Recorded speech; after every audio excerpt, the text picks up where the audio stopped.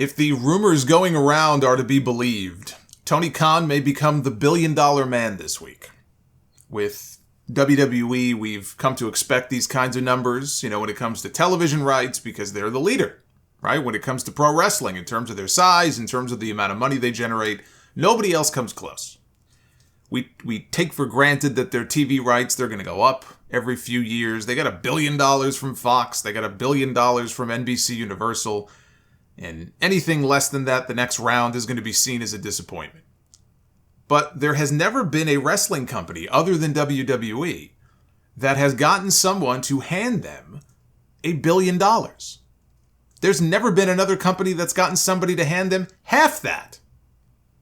That could all change this Wednesday, and it could be announced that the Warner Brothers Discovery upfronts in New York City, they're being held at the theater at Madison Square Garden. TV upfronts, for those who don't know, are basically where the networks, they preview their fall shows and pilots for advertisers. They have their stars there doing meet and greets, and it's a whole big event. There, AEW's new Saturday Collision show is expected to be announced. We've been hearing about this Collision show now for weeks, and still not a peep from AEW. This is probably why. They've been waiting for the upfronts this week. So at the very least, we're going to get that Collision announcement. The debut date is said to be June 17th from 8 to 10 p.m. And if they've already booked the United Center in Chicago for it, they have to make the announcement soon so they could put tickets on sale. Dave Meltzer says the show will feature the return of CM Punk for what they are calling the Second Coming. Last time in that very building, it was the first dance. This will be the Second Coming. Hopefully, for their sake, we don't eventually end up with third time's a charm. On Wednesday, Tony Khan appeared on Dynamite and looked practically sedated.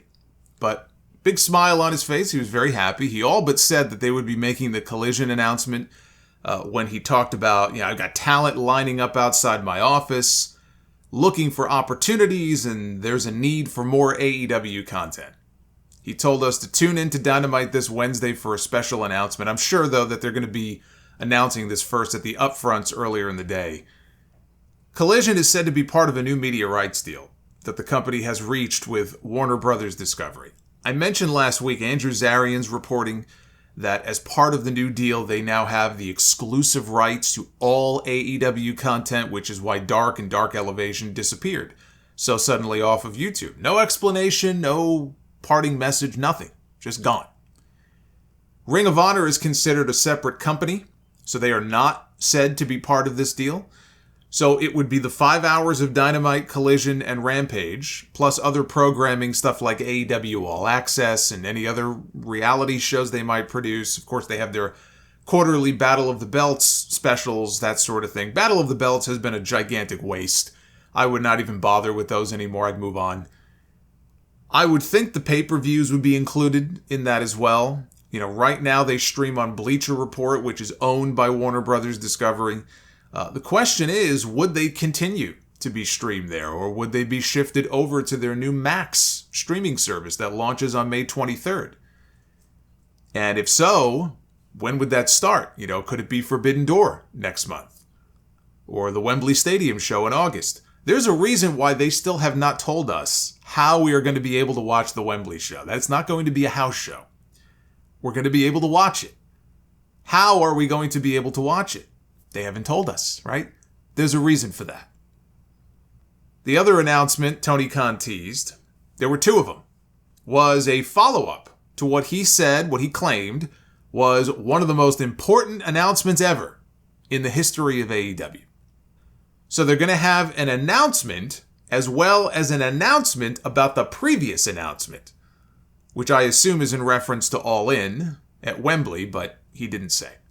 It could be the follow-up that he's talking about is where the show is going to be airing. 3 or 4 hours on TNT or TBS, that might get them more eyeballs, but those picture-in-picture breaks every 5 minutes would really suck on a show like that. So I'm kind of hoping it ends up on a streaming service and not on one of those two networks. But the talk of this new deal it started on a message board. And that right there is enough reason to be skeptical about any specific numbers that are being thrown around. Any numbers you're going to hear me talking about here in a second, any numbers that you're going to see on Twitter or on some of these news sites, be very leery of that, because this is how this all started. A lot of this came from a message board and then a Discord server.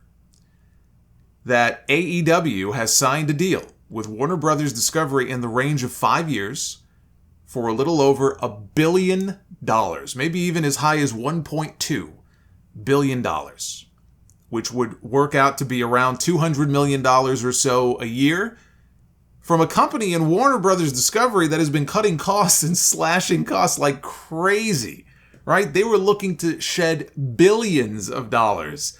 And so the idea they would give AEW, even if it is over a period of many years, that they would give them $1 billion at a time when they are cutting costs like crazy, there's a reason to be skeptical about this being true. There is not one legitimate news source backing any of this up.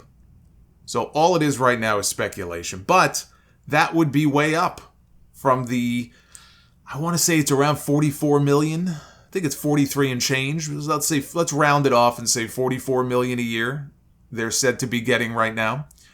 200 million a year doesn't sound unrealistic if you figure that they were going to at least double what they were making before, and then you add in another $50 million or so for the new Collision show.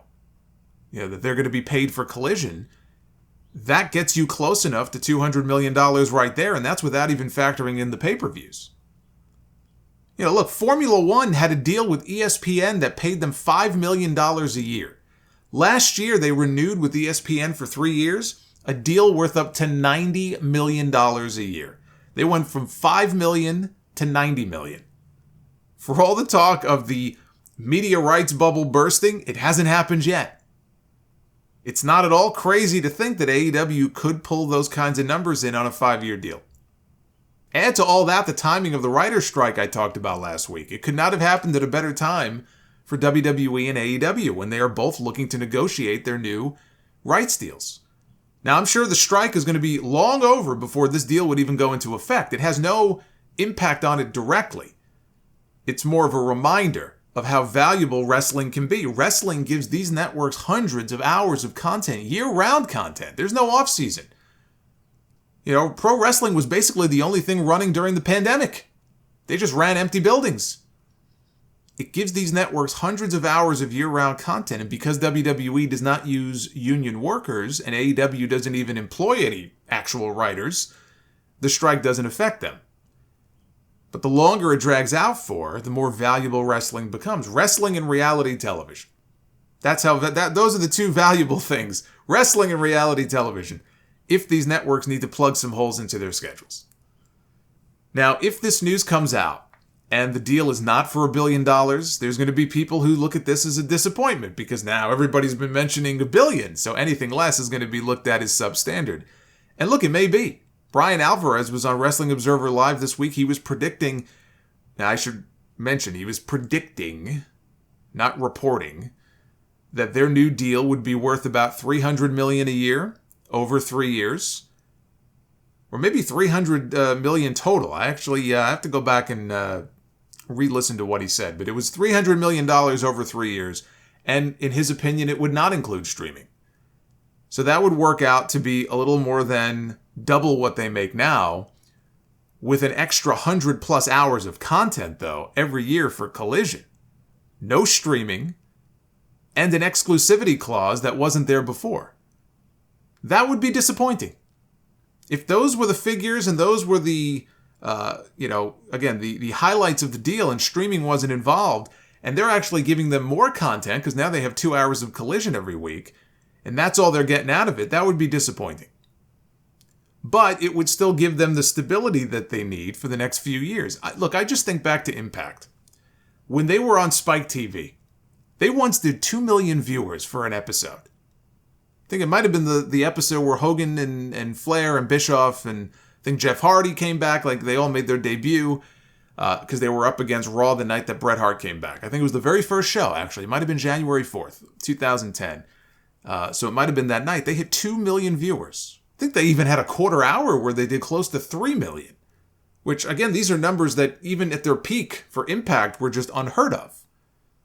Okay, not even AEW has done 2 million viewers for a show. Ever. Not even for CM Punk's debut on Rampage. So Impact had good visibility on cable until Spike TV canceled them. And then they were relegated to Destination America. Then they got canceled there, and they ended up on Pop TV. And then when I thought it couldn't get any worse, they moved them to the Pursuit channel. It was quite the pursuit just to find the channel. Then eventually they got moved to Access TV, and that was only because their parent company now owns Access TV. So, of course, we'll put Impact on Access TV. So they bounced around from network to network. By this point, the show has aired damn near every night of the week, except for Sundays, right? They would go from Thursdays to Fridays to Wednesdays to Tuesdays back to Thursdays. Stability is important. Having a stable home, having a stable night of the week. Look at what fucking Rampage is going through right now. Can't remember the last time Rampage actually aired in its normal slot on Friday nights. And it's going to continue for the next 2 weeks because they're getting bounced around by the NBA.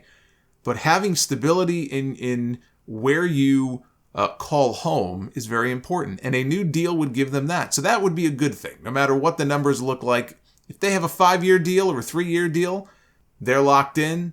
It's good to have that stability. And Alvarez was just giving his prediction. It doesn't mean those are the terms, but it's very possible the billion-dollar stuff is pie in the sky from somebody being overly optimistic. That money is important, though, because what it would also do is it would continue to level the playing field when it comes to AEW competing with WWE for talent. I don't give a shit if people in WWE say that they're not competition, right? We've heard them say that before. Vince McMahon, do you look at UFC as competition? No, we don't. He was full of shit when he would say that. Of course, they look at UFC as competition. For years, UFC competed with them for pay-per-view dollars. And there was crossover between the two audiences. So, of course, they were competition. And yes, they look at AEW as competition as well. Just look at the petty things that they have done. Of course, they look at AEW as competition. They are pulling from the same talent pool.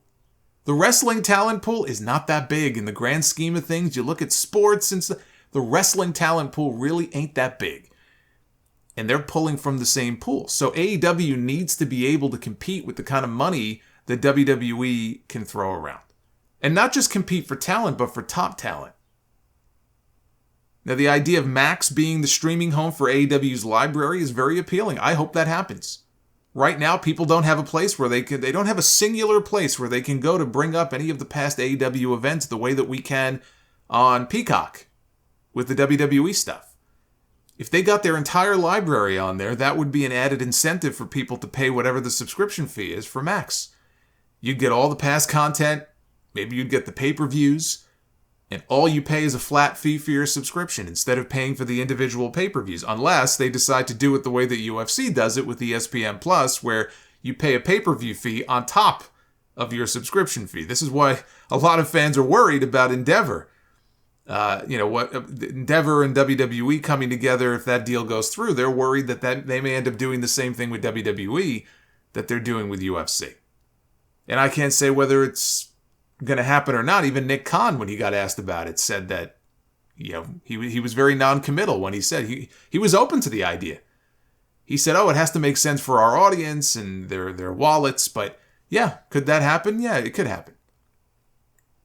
But let's say that doesn't happen, right? You get all that and even current content like Dynamite. I think right now there's a 30-day window with Raw and SmackDown before it hits Peacock. I know it was like that before. I don't know that it's changed. That had to do with the separate deal WWE had with Hulu. They probably would not have that issue with Dynamite and Collision, since everything, including the networks that they air on, are owned by the same company. So if you're an AEW fan, that would be the best outcome to hope for, that whatever deal this is, that the streaming is a component of it. But this would be great news for the wrestlers. It would be great news for wrestling fans, because having a strong second place promotion is great for everybody, even if you don't watch the product. Even if you don't watch AEW, you should still be rooting for there to be a strong second place. The fact that this might possibly be announced in Madison Square Garden, of all places, which for so many years was WWE's home, that this would be happening right under their nose, right in their backyard, is very symbolic.